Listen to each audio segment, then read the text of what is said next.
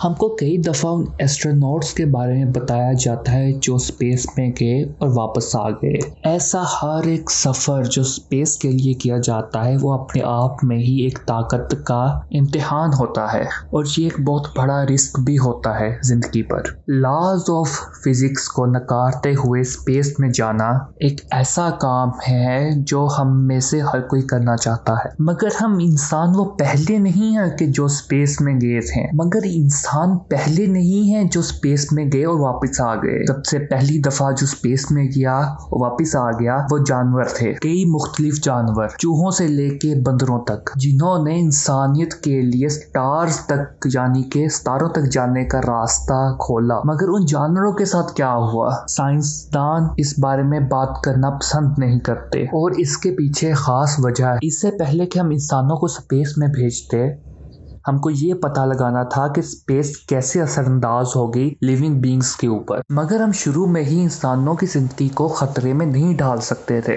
यहाँ पे एनिमल्स आते, हम उनको एरोनॉटिकल रिसर्च में 18वीं सदी से इस्तेमाल कर रहे हैं। तब एक रैम, एक डक और एक रूस्टर को एक बलून में बिठाकर ऊपर भेजा। इनमें से हर एक पार्टिसिपेंट सरवाइव कर गया, पर ये इतना सरप्राइजिंग नहीं है। हम जो बात कर रहे हैं, हम उस एरा की बात कर रहे हैं जो हवाई जहाज के बाद में आया। जिस क्रीचर को सबसे पहले स्पेस में भेजा गया था वो कॉमन फ्रूट फ्लाइज थी। उनको स्पेशल V2 रॉकेट में भेजा गया था अमेरिका के, और वो वापस अर्थ के ऊपर सेफली आ गई।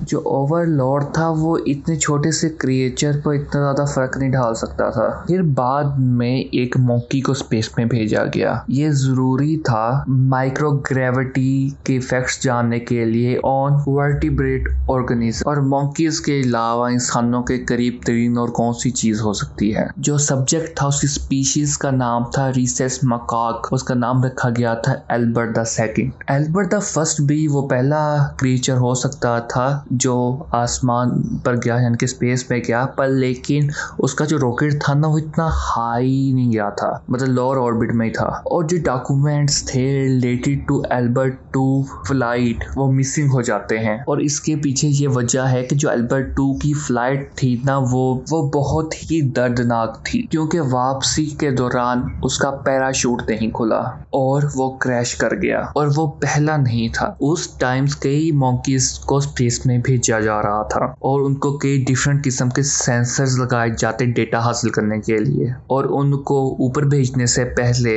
उनको बेहोशी की दवा दी जाती। और जो उनका डेथ रेट था उस टाइम पे वो बहुत ज्यादा था। तकरीबन 2/3 जो थे ना उनमें से वो लैंडिंग के बाद कुछ ही दिनों में मर जाते थे। जरा सोचे अगर इनमें इंसान होते तो कितना खतरनाक सीन होता। जो पहला चूहा स्पेस में भेजा गया था उसने भी इंसानियत के लिए कुर्बानी दी, क्योंकि वो जिस V2 रॉकेट में सफर कर रहा था वो क्रैश हो गया। और जो बाकी स्पेस माउस थे वो भी काफी ज्यादा अनलकी साबित हुए। 22 जुलाई 1951 को सोवियत यूनियन ने एक रॉकेट लॉन्च किया 101 किलोमीटर के एल्टीट्यूड पर 2 डॉग्स के साथ, सिगान एंड डीजेक। ये पहले 2 एनिमल्स थे जिन्होंने ऐसी किसी फ्लाइट को सरवाइव किया था। इनके बारे में कोई भी इंफॉर्मेशन को 40 सालों तक सीक्रेट रखा गया, और जब रिलीज हुई तो हमको पता चला कि डेजेक जो था वो तकरीबन 1 वीक तक ही जिंदा रह सका जब वो वापस आया, और वो अपने नेक्स्ट मिशन पर मारा गया। सिगान जो था ना कुछ ज्यादा ही खुशकिस्मत था, क्योंकि वो आने वाले 10 सालों तक जिंदा रहा। पर लेकिन अभी भी एक ट्रिप थी जो इससे ऊपर वाले ऑर्बिट में थी, और ये बहुत खतरनाक। और एक और डॉग जिसका नाम लाइका था वो पहली थी जिसने उस ऑर्बिट में ट्रेवल किया। पहले तो उसने जो मौका था जो ड्रिल के लिए इस्तेमाल होता था स्पेस में जाने के लिए, उसके अंदर उसने बहुत ज्यादा टाइम गुजारा, और फिर उसको सर्जरी की गई ताकि उसको ब्रेथ एंड पल्स सेंसर्स लगाए जाएं, वो भी फ्लाइट से पहले। मगर साइंटिस्ट को पता था कि लाइका जो सी थी ना वो नहीं बचेगी, और 7 घंटों के बाद ऑर्बिट में पहुंचकर वो मर गई। और उसके पीछे की वजह ओवरहीटिंग थी और बहुत ज्यादा स्ट्रेस, और इस चीज को हम इमेजिन भी नहीं कर सकते। एक छोटे से डॉग को कैसा लगा होगा स्पेस के अंदर जब चारों तरफ से वो सिर्फ खालीपन से घिरा होगा। कुछ लोग समझते हैं कि थर्मल रेगुलेशन सिस्टम के फेल होने से लाइका की डेथ, और कुछ लोग कहते हैं कि उसकी ऑक्सीजन सप्लाई में कमी होने की वजह से उसकी डेथ हुई। इसके बारे में बहुत ज्यादा थ्योरीज हैं और कुछ बहुत ही ज्यादा ज्यादा भयानक हैं। डॉग की बॉडी के साथ जो सैटेलाइट थी उसने तकरीबन अर्थ के 2000 चक्कर लगाए, फिर वो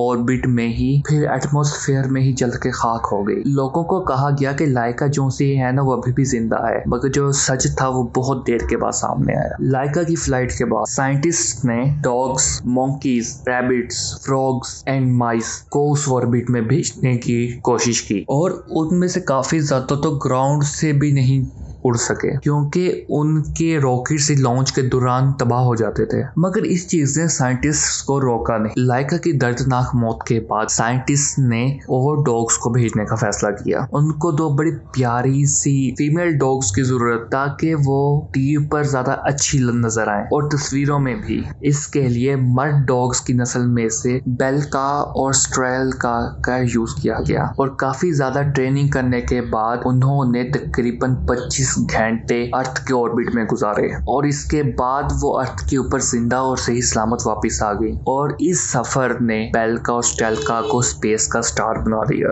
वापस आने के कुछ देर बाद स्टेल्का ने 6 पपीज को जन्म दिया और उन्होंने बड़े अच्छे तरीके से अपनी जिंदगी गुजारी जब तक उनकी मौत नहीं हो गई और उस मिशन के बाद वो बाद में कभी भी स्पेस में नहीं गए। मगर डॉग्स ही क्यों डॉग्स ने इतना अहम रोल, क्योंकि वो उनको बड़ा इजीली ट्रेन किया जा सकता था और वो बड़ी एक्सट्रीम कंडीशंस में सरवाइव कर सकते थे। और कुछ एप्स भी हैं इनमें और हैम बना पहला चिंपैंजी एस्ट्रोनॉट। उसने साइंटिस्ट्स की मदद की कि जो सिंपल टास्क होते हैं वो हम स्पेस में परफॉर्म कर सकते हैं। हैम को हम खुशकिस्मत कह सकते हैं क्योंकि वो सरवाइव कर गया और जिंदा वापस आ गया। उसकी फ्लाइट के बाद वो तकरीबन 17 सालों तक कई जूज में जिंदा रहा और उसकी यादों में म्यूजियम ऑफ स्पेस हिस्ट्री में एक कब्र है। और अब वक्त था चांस लेने का। 2 अप्रैल 1961 को यूरी गगारिन पहला शख्स बना जो स्पेस में गया। ऐसा लग रहा था कि एनिमल्स पर एक्सपेरिमेंट करना बंद हो जाएगा, मगर 1969 में एक मोंकी जिसका नाम बनी था उसको 1 महीने तक स्पेस में रहना था और उसकी हालत इतनी ज्यादा खराब होगी कि उसको वापस लाना पड़ा और लैंड होने के 1 दिन बाद ही वो मर गया। तो जो उसका मिशन था उसने साइंटिस्ट की मदद की कि स्पेस एक बॉडी के ऊपर कैसे रिएक्ट करेगी। बहुत से एनिमल स्पेस में गए हैं, तकरीबन 30 बंदरों को स्पेस में भेजा गया है। अगर रशिया ने कितने ज्यादा डॉग्स को भेजा है ये काउंट करना इम्पॉसिबल है, मगर स्टिल कुछ और क्रीचर्स भी थे जिनको स्पेस में भेजा गया। पहली बिल्ली थी जिसको स्पेस में भेजा गया और उसकी कंडीशन को मॉनिटर करने के लिए इलेक्ट्रोड्स को उसके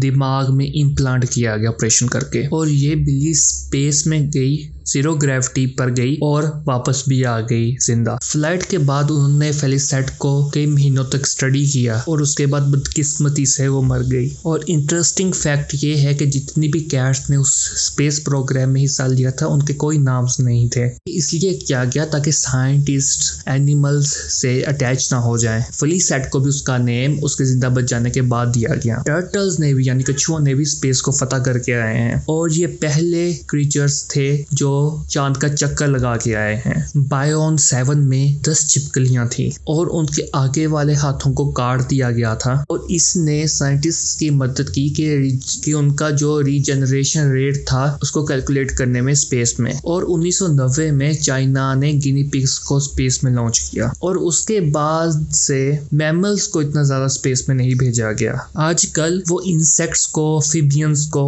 और कई दूसरे क्रीचर्स को स्पेस में भेजते हैं और मोस्ट ऑफ देम जिंदा वापस आ जाते हैं। और वक्त के साथ साथ जो स्पेस ट्रैवल है वो आसान होता जा रहा है हम सब के लिए। स्पेस एक्सप्लोरेशन की पूरी तारीख में हमने एनिमल्स का भरपूर इस्तेमाल किया है। इतने ज्यादा डेथ रेट के बावजूद एनिमल्स से साइंसदानों ने बहुत कुछ सीखा है। इन जानवरों की बदौलत ही हमारी टेक्नोलॉजी में इतनी ज्यादा एडवांसमेंट हुई है और उन्होंने हमारे लिए सितारों तक के दरवाजे खोल दी। अगर आपको ये वीडियो पसंद आई है तो please like and subscribe this channel. That's it for today. I hope